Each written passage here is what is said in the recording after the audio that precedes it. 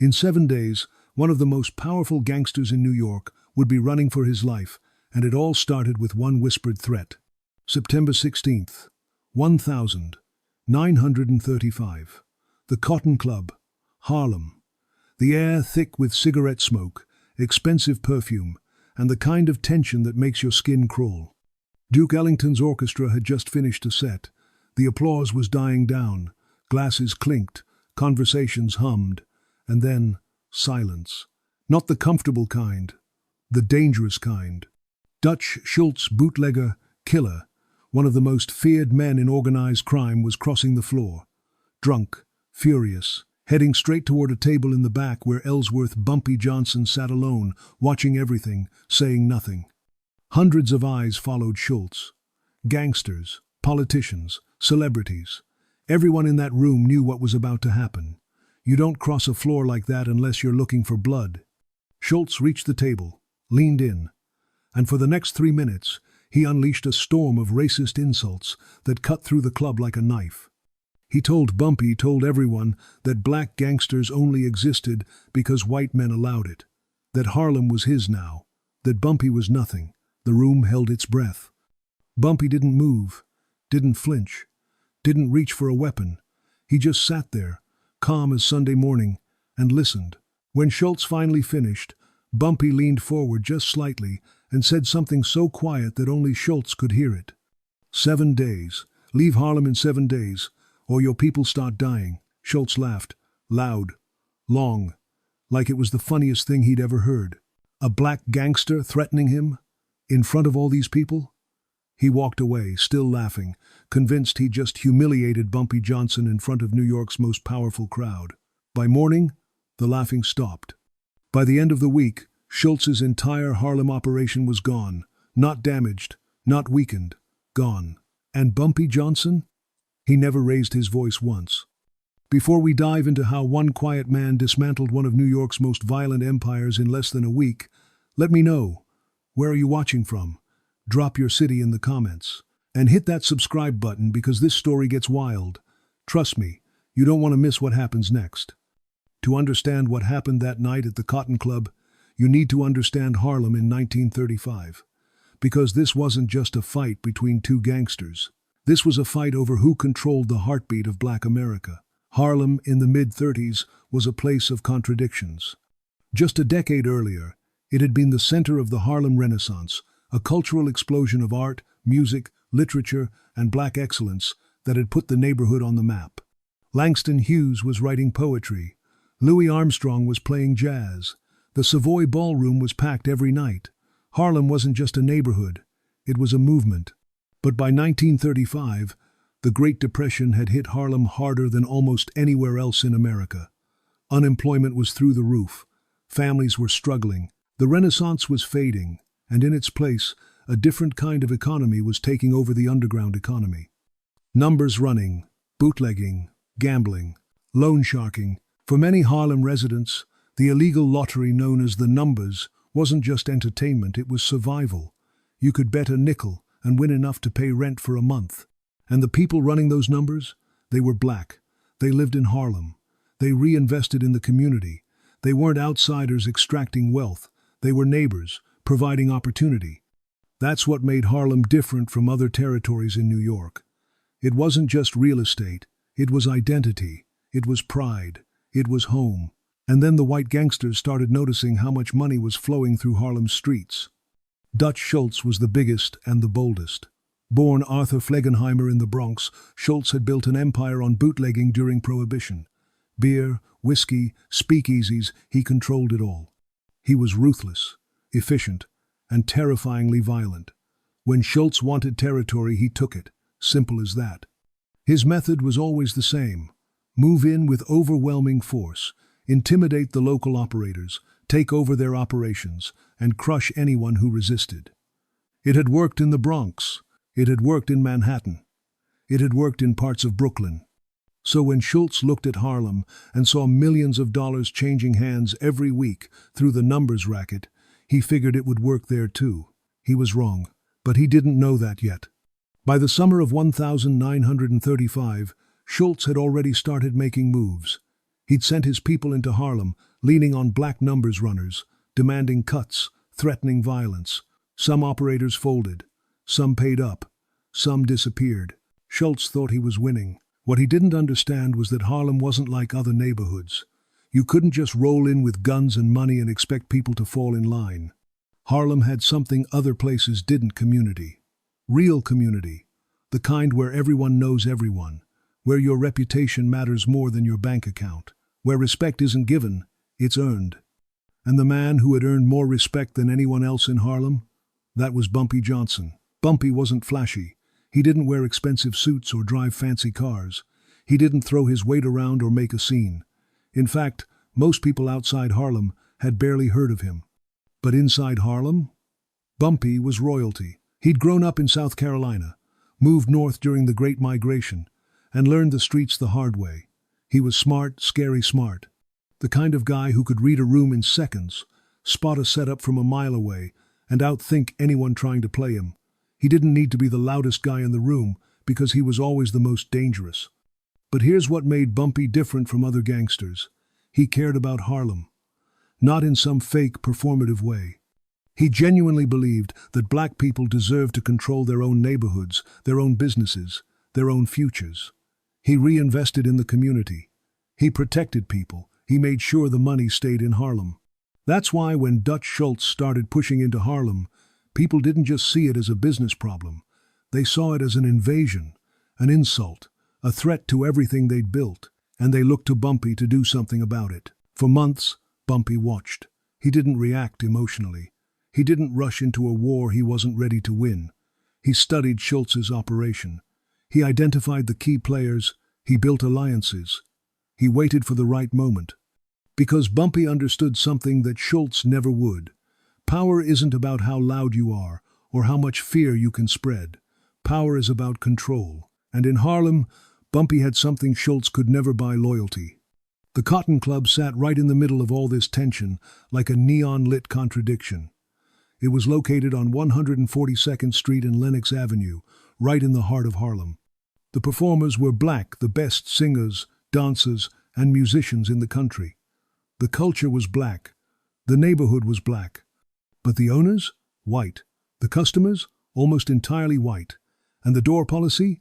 Blacks weren't allowed in as guests. You could perform. You could serve drinks. You could clean up after closing. But you couldn't sit down and enjoy the show. That's the world Dutch Schultz walked into on September 16th, 1935. A world he thought he understood, but didn't. A world where he thought his reputation and his violence would be enough. He was about to learn the most expensive lesson of his life. Ellsworth Raymond Johnson got his nickname the hard way, a bump on the back of his head from a childhood injury that never quite went away. Kids teased him about it growing up. By the time he was running Harlem, nobody was laughing. That bump became a trademark. A reminder. You could mark Bumpy Johnson, but you couldn't break him. He was born in Charleston, South Carolina, in 1905. Back then, the South was a death trap for black men who showed too much ambition or too little fear. Bumpy had both in dangerous amounts. After watching his brother get lynched for standing up to a white man, young Ellsworth made a decision. He wasn't staying in a place where being black and proud could get you killed. So he headed north. Harlem, the promised land. Except Harlem in the 1920 seconds wasn't exactly paradise. It was crowded, competitive, and controlled by people who'd gotten there first. If you wanted to survive, you had to be tougher, smarter, and more ruthless than everyone around you. Bumpy was all three. He started small, running errands for local gangsters, learning the game from the ground up. But what separated Bumpy from every other young hustler trying to make a name was his mind. He didn't just see what was happening in front of him. He saw 3 moves ahead. He understood people, what motivated them, what scared them, what they'd die for. And he understood something most gangsters never figured out. Fear only works until someone stops being afraid. Respect, though?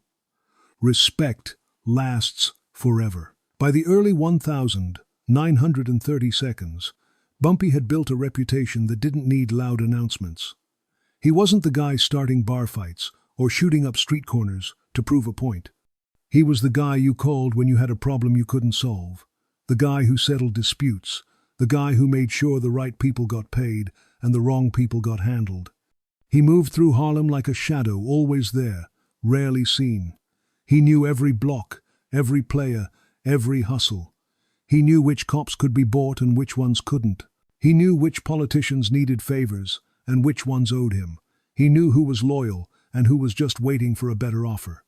That network, that web of relationships, debts, and respect was Bumpy's real power. Schultz had guns and money. Bumpy had something more valuable. He had Harlem. People trusted him. Not because they were afraid of him, though plenty were. They trusted him because he'd proven, over and over, that he wasn't just in it for himself. When Bumpy made money, Harlem made money. When someone tried to exploit the neighborhood, Bumpy made sure they regretted it. He funded local businesses. He made sure kids had food. He kept the worst kinds of violence, the random, senseless kind, off the streets. He operated by a code, and everyone knew it. Don't hurt civilians, don't disrespect the community, and don't ever think you're bigger than Harlem itself. That's why when Dutch Schultz started moving in, it wasn't just Bumpy's business he was threatening. It was the entire ecosystem Bumpy had spent years building. Schultz saw dollar signs. Bumpy saw his people getting pushed out, disrespected, and treated like they didn't matter in their own neighborhood. And that was unforgivable. But here's the thing about Bumpy Johnson that made him so dangerous. He didn't react emotionally. Ever. You could insult him, threaten him, even take a swing at him, and he'd stay calm. Not because he was weak, because he was calculating. Every insult, every threat, every move against him, he filed it away, analyzed it, and figured out exactly how to respond in a way that would hurt the most. Other gangsters fought with their egos. Bumpy fought with his brain. He also understood theater. He knew that in the world of organized crime, perception mattered as much as reality. If people thought you were untouchable, you basically were. If they thought you were weak, you were finished. So Bumpy crafted his image carefully, quiet, controlled, always 2 steps ahead. He let other people be loud. He let them make threats and throw their weight around. And then, when the moment was right, he'd move, decisively, brutally, unforgettably. By September 1935, Bumpy had been watching Schultz's Harlem operation for months. He knew every player Schultz had on the ground. He knew their routines, their weaknesses, their loyalties. He knew exactly how Schultz's money moved through the neighborhood and where it was most vulnerable. He'd been preparing, planning, waiting. All he needed was the right moment, the kind of moment that would justify what he was about to do, the kind of moment that would make it clear to everyone in Harlem and beyond that this wasn't just business, this was personal. And on the night of September 16th, 1935, Dutch Schultz walked into the Cotton Club and handed Bumpy Johnson that moment on a silver platter. Arthur Flegenheimer didn't sound like a name that would terrify New York City, so he changed it to Dutch Schultz, and that name became synonymous with violence, money, and absolute ruthlessness. Born in the Bronx in 1901 to German Jewish immigrants, Schultz grew up poor and angry. His father abandoned the family when Arthur was young, leaving his mother to raise him alone in one of the toughest neighborhoods in New York. By 14, he dropped out of school. By 17, he'd done his first stint in prison for burglary. Prison didn't rehabilitate Dutch Schultz. It educated him. He came out harder, smarter, and more ambitious. When Prohibition hit in 1920 and alcohol became illegal, Schultz saw opportunity everywhere. Americans weren't going to stop drinking just because the government said so. Someone was going to supply that demand and make a fortune doing it. Schultz decided that someone would be him. He started small, running beer for other bootleggers, learning the routes, understanding the business. But Schultz wasn't the type to work for someone else for long. Within a few years, he'd built his own operation, and it was massive. Speakeasies across the Bronx and Manhattan, breweries hidden in warehouses, trucks running beer day and night, and anyone who got in his way, they disappeared. Schultz's reputation was built on fear. He didn't negotiate, he didn't compromise, he didn't give second chances. If you crossed Dutch Schultz, you died, sometimes quickly, sometimes slowly, but always publicly. so everyone else would learn the lesson. By the early 1930 seconds, Schultz was one of the most powerful gangsters in New York. He was making millions. He had cops on his payroll, judges in his pocket, and politicians who wouldn't dare cross him. His empire stretched across multiple boroughs, and he was always looking to expand. That's when he noticed Harlem. The numbers racket in Harlem was pulling in an estimated $10 million a year. 10 million. And it was being run by black operators, who in Schultz's mind didn't have the muscle or the connections to protect it. To him, it looked like easy money just sitting there, waiting to be taken. So he did what he always did. He moved in with overwhelming force. Schultz sent his enforcers into Harlem with a simple message: pay us a cut or we'll take everything. Some numbers runners folded immediately. Others tried to resist and ended up beaten, shot, or run out of town.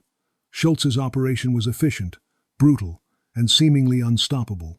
He'd used this exact playbook in a dozen other neighborhoods, and it had worked every single time. Intimidate the locals, take over their operations, install your own people, collect the profits, move on to the next territory. But Schultz made one critical mistake. He thought Harlem was just another neighborhood. He saw it as territory to be conquered, not a community to be understood.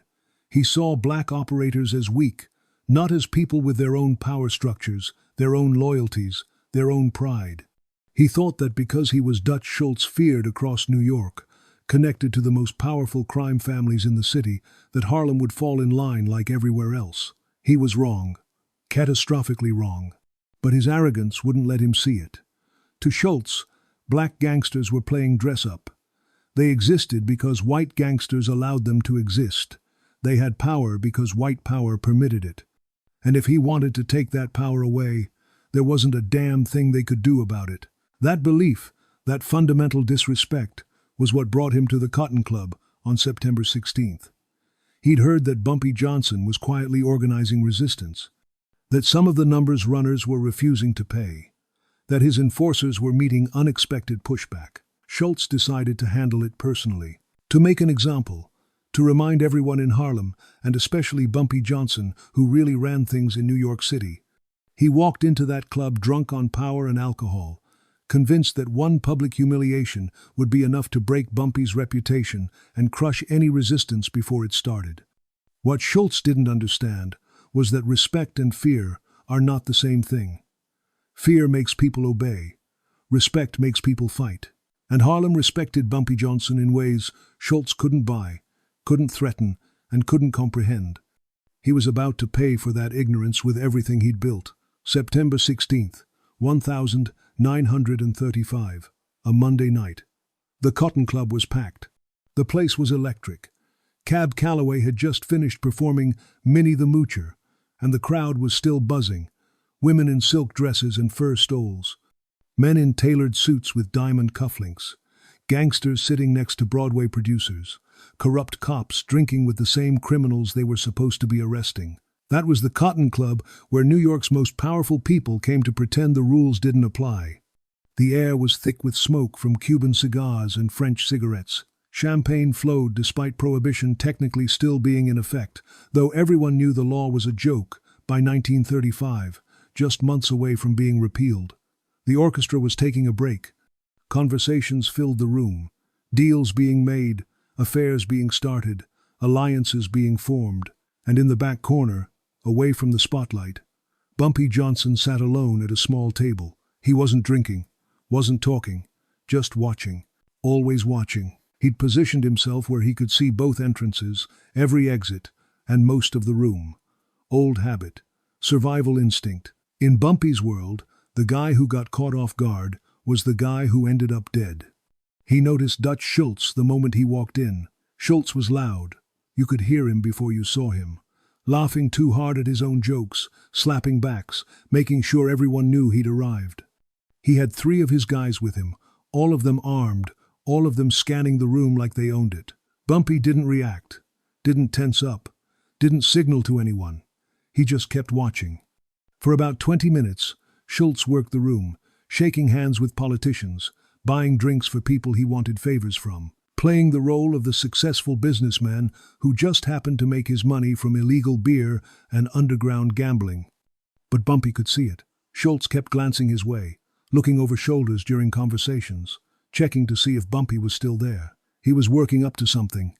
And then, mid-conversation with a city councilman, Schultz stopped, turned, and started walking directly toward Bumpy's table. The room noticed immediately. Conversations didn't stop all at once. It was more like a wave. The tables closest to Schultz went quiet first, then the ones beyond them, then the ones after that. Within seconds, the entire Cotton Club had gone silent, except for the clinking of ice in glasses and the shuffle of nervous feet. Everyone knew what this was. Schultz reached Bumpy's table and stood there, swaying slightly. Drunk, not falling down drunk, but drunk enough that his judgment was gone and his anger was in control. Bumpy looked up, calm, expressionless, like Schultz was a waiter asking if he needed another drink. "You're Bumpy Johnson," Schultz said. Not a question, a statement, loud enough for half the room to hear. Bumpy didn't respond, just held eye contact. That silence seemed to infuriate Schultz even more. "You think you're somebody," Schultz continued, his voice getting louder. "You think because these people around here kiss your behind, that makes you powerful. Let me tell you something, you're nothing. You hear me? Nothing." Still, Bumpy said nothing, didn't move, didn't blink. Schultz leaned in closer, and that's when he really let loose. The insults came fast and vicious, racist slurs that cut through the room like broken glass. He called Bumpy every degrading name he could think of. Told him that black gangsters were playing pretend, that they only existed because white men like him allowed it, that Harlem belonged to whoever was strong enough to take it, and Bumpy sure as hell wasn't strong enough. "You're in my city now," Schultz snarled. "My territory, my money. And you're just another—" He used a word that made several people in the room flinch. The entire Cotton Club was frozen. Waiters stopped mid-step. Dancers backstage peeked through the curtains. Every gangster, politician, and celebrity in that room was watching to see what would happen next. Because everyone expected the same thing. Violence. Immediate, explosive violence. Bumpy Johnson had killed men for less. Everyone knew it. And here was Dutch Schultz, one of the most powerful gangsters in New York, publicly disrespecting him in front of hundreds of witnesses. This should have ended in blood. But Bumpy didn't reach for a weapon, didn't stand up, didn't raise his voice. He just sat there, completely still, and let Schultz finish. When Schultz finally ran out of insults, breathing hard, face red with rage and alcohol, Bumpy leaned forward. Just slightly, just enough, and he spoke. Quietly. So quietly that only Schultz could hear him.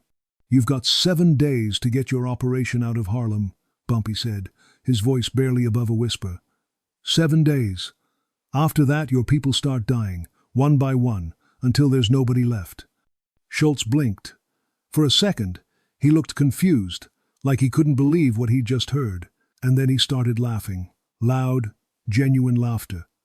He turned to his guys, still laughing, like he'd just heard the funniest joke of his life. "You hear this guy?" Schultz said to his crew, loud enough for everyone nearby to hear. "He's threatening me. Me!" His guys laughed too. Forced, nervous laughter, but laughter nonetheless.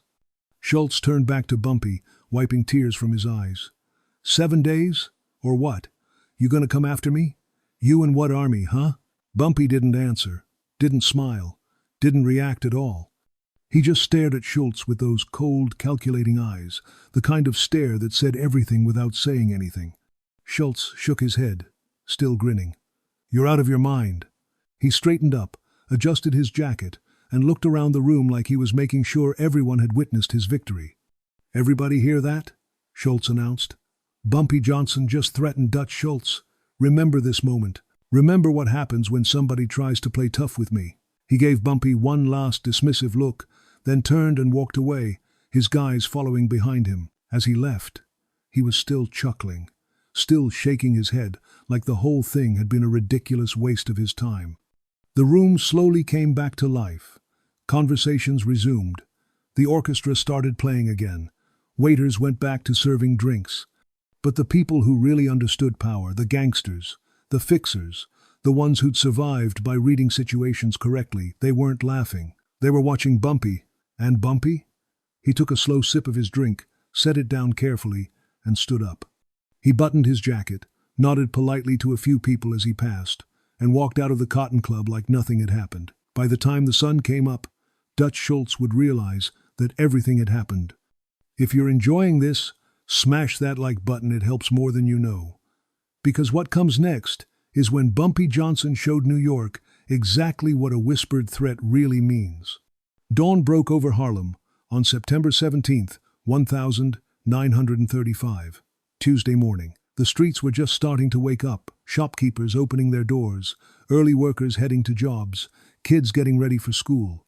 Dutch Schultz was asleep in his Manhattan apartment, probably still drunk from the night before, definitely still convinced he'd won. That's when the first body dropped. His name was Mickey Reardon. Irish guy from the Bronx, mid-30s, mean as a snake. Schultz had sent him into Harlem 6 months earlier to oversee the numbers operation takeover. Reardon was good at his job, which meant he was good at intimidation, extortion, and making examples out of people who didn't cooperate. He'd beaten more than a few Harlem numbers runners who refused to pay Schultz's cut, broken bones, burned down a few businesses, made it clear that resistance would be painful. The community knew him, hated him, feared him. At 6:47 a.m., Mickey Reardon was found in an alley off 135th Street with 2 bullets in his head. Clean shots, professional, no witnesses, no noise. Nobody saw anything. Nobody heard anything, but everybody knew. The message was immediate and unmistakable. The 7-day clock had started. When word reached Schultz around mid-morning, he was furious but not worried. Not yet.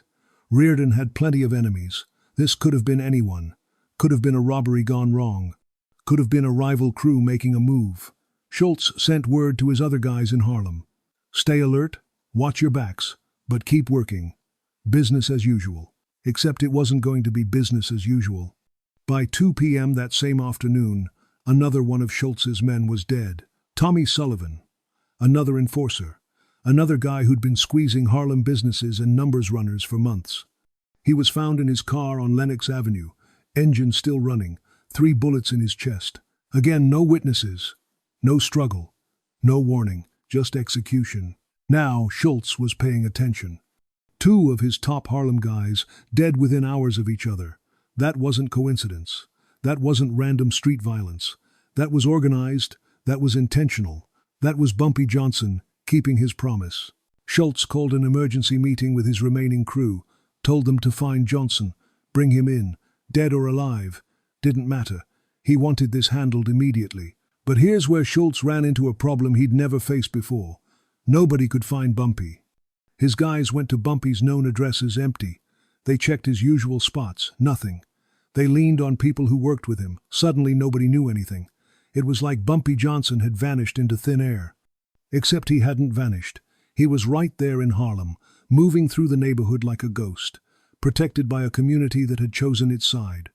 See, this is what Schultz never understood. In every other territory he'd taken over, he could rely on informants. There was always someone willing to sell out their own people for the right price. Always someone scared enough or greedy enough to talk. But Harlem was different. The people Schultz's guys tried to pressure, they stayed silent. The businesses they threatened closed their doors. The informants they tried to buy suddenly developed amnesia. Because Harlem wasn't just protecting Bumpy Johnson. They were protecting themselves. They understood that if Bumpy lost this fight, they all lost. Schultz would own everything. The money would leave the neighborhood. The respect would disappear. They'd become tenants in their own community. So when Schultz's enforcers came around asking questions, Harlem gave them nothing. Meanwhile, Schultz tried to reinforce his operation. He sent more guys into Harlem, bigger, meaner, better armed, told them to make their presence known, show strength, remind everyone who they were dealing with. It didn't matter.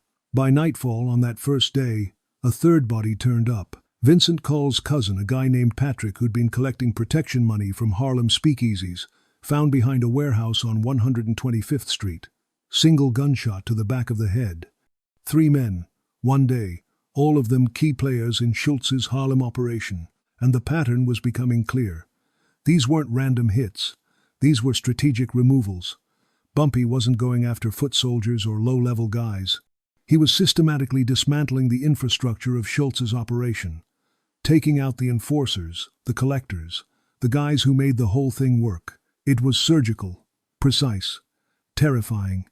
By Wednesday morning, Schultz's remaining guys in Harlem were scared, really scared. They'd signed up to intimidate shopkeepers and shake down numbers runners, not to be hunted by an invisible enemy who could strike anywhere, anytime. Some of them started asking to be reassigned. Others just stopped showing up for work. A few quietly left New York altogether. Schultz tried to project confidence, told his people this was temporary, that Johnson would slip up, that they'd find him and end this. But privately, he was starting to realize something deeply unsettling. He'd walked into a fight he didn't understand. This wasn't about territory or money anymore. This was about respect, about pride, about a community that had decided it would rather go to war than be disrespected. And Bumpy Johnson? He wasn't fighting like a gangster. He was fighting like a general, every move calculated, every target chosen for maximum impact, every death sending a message not just to Schultz, but to everyone watching. Harlem is not for sale. 3 days left on the clock, and Dutch Schultz was finally starting to understand that Bumpy Johnson's whispered threat wasn't a bluff. It was a promise. And Bumpy Johnson always kept his promises. Day 4, Thursday, September 19th. Dutch Schultz woke up that morning to news that 2 more of his men were dead. Found in separate locations across Harlem, both killed execution style. One had been shot in his apartment, the other in broad daylight while sitting in a diner on 145th Street. The diner killing was especially bold. Witnesses said a man walked in, walked straight to the table, fired twice, and walked out.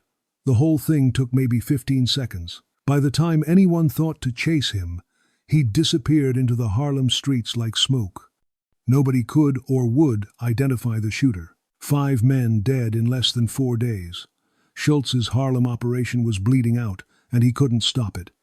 He tried everything. Sent in reinforcements from the Bronx. They lasted less than a day before one of them got shot. Offered rewards for information on Bumpy's whereabouts. Nobody collected.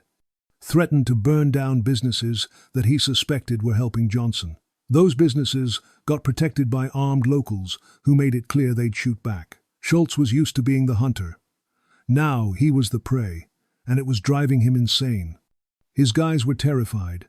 They'd travel in groups of 4 or 5, armed to the teeth, looking over their shoulders every second. But it didn't matter. Bumpy's people were better, smarter.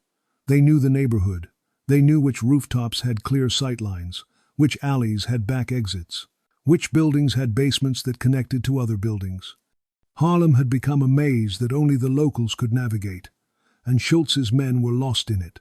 Day 5, Friday, September 20th. Another body. This time it was one of Schultz's accountants, a guy named Lenny, who handled the money from the numbers racket. He wasn't muscle, wasn't an enforcer, just a bookkeeper. But Bumpy wasn't just taking out the soldiers. He was dismantling the entire operation. No enforcers meant nobody to collect money. No accountants meant nobody to track it. No infrastructure meant no business. Schultz tried to meet with his remaining Harlem crew that afternoon. Only half of them showed up. The other half had either quit, gone into hiding, or were already dead. The ones who did show up all said the same thing. "Boss, we gotta pull out. This ain't worth it. We're getting picked off one by one, and we can't even find the guy doing it." Schultz refused. His pride wouldn't let him. Pulling out would mean admitting defeat. It would mean that a black gangster had beaten Dutch Schultz, one of the most powerful criminals in New York. Every other gangster in the city would hear about it. His reputation would be destroyed. So he doubled down, told his guys they were staying, told them they'd find Johnson eventually, told them that whoever killed Bumpy would get a $10,000 bonus. But you could see it in their eyes, they didn't believe him anymore. They were just trying to survive until they could get out. Day 6, Saturday, September 21st. 2 more dead. Both found in the morning. Both shot cleanly. Both had been key players in Schultz's Harlem expansion. By now, the entire New York underworld was watching. Word had spread fast. Dutch Schultz was getting embarrassed in Harlem. The guy who'd taken over half of New York through sheer brutality was being systematically dismantled by Bumpy Johnson. Other gangsters started taking notice, not just because it was entertaining to watch Schultz squirm, but because it was changing the math. If Bumpy could do this to Schultz, what did that mean for the rest of them? What did it mean about the balance of power in New York? Some of the Italian mob bosses, guys like Lucky Luciano and Frank Costello, were quietly impressed. They'd always seen Schultz as reckless and disrespectful. Watching him get humbled by someone who actually understood strategy, that was a lesson worth learning. Meanwhile, Schultz's financial losses were piling up. His Harlem numbers operation had completely collapsed. Nobody was collecting. Nobody was paying. The runners who'd been forced to work for him had either gone back to working independently or had aligned themselves with Bumpy. In less than a week, Schultz had lost millions in potential revenue and spent a fortune trying to fight a war he couldn't win. But more than the money, he'd lost something more valuable: fear. His greatest weapon had always been his reputation for violence, the idea that crossing Dutch Schultz meant certain death. Bumpy had shattered that reputation, showed everyone that Schultz could be beaten, that he could be outmaneuvered, that violence without intelligence was just noise. Day 7, Sunday, September 22nd, the final day of Bumpy's deadline.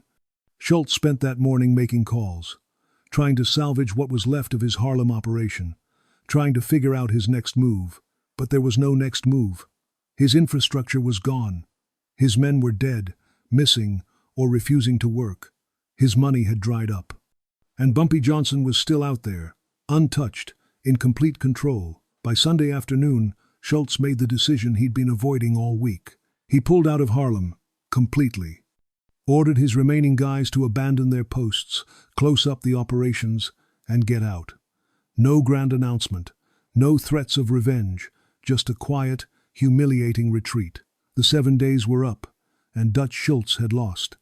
Not because Bumpy had more men, not because he had more guns, but because Bumpy had something Schultz could never buy or intimidate into existence: loyalty, community, respect.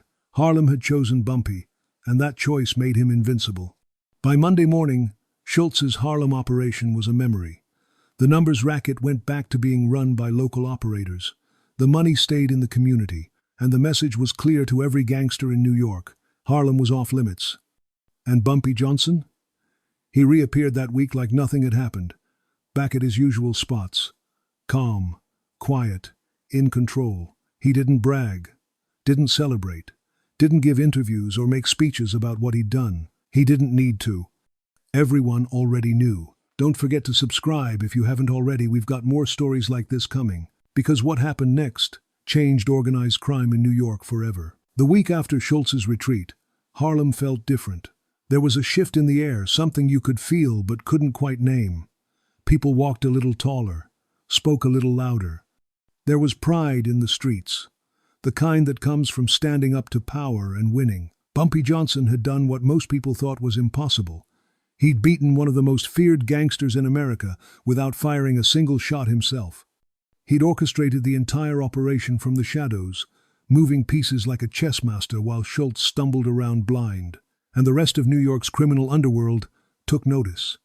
Within days, the story spread through every borough, every speakeasy, every backroom poker game where gangsters gathered. Dutch Schultz, the beer baron of the Bronx, the guy who'd built an empire on fear and violence, had been run out of Harlem by a black gangster most of them had barely heard of. The reaction was mixed, but the message was universal. Don't underestimate Bumpy Johnson, and more importantly, don't disrespect Harlem. For the Italian mob bosses who ran most of New York's organized crime, this was a teaching moment. Lucky Luciano, who was in the process of modernizing the mob and creating the commission, saw exactly what had happened.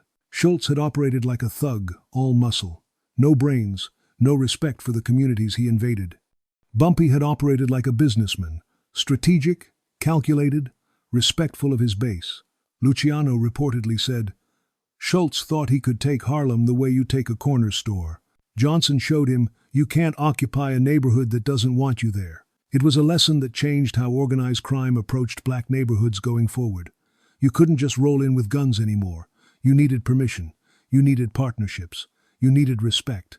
And if you wanted to do business in Harlem, You needed Bumpy Johnson's approval. That's when Bumpy's power truly solidified. He became more than just a gangster, he became Harlem's unofficial mayor. The guy who decided what happened and what didn't. The guy who kept the worst elements out and made sure the money stayed local. Other gangsters started coming to him. Not to threaten or intimidate, but to negotiate. To ask permission. To offer partnerships where Harlem got a fair cut and maintained control. Bumpy accepted some offers, rejected others. But he did it all on his terms, and everyone respected that because they'd seen what happened when someone didn't. As for Dutch Schultz, the humiliation was devastating. He tried to save face. Told people he'd pulled out of Harlem because it wasn't worth the trouble.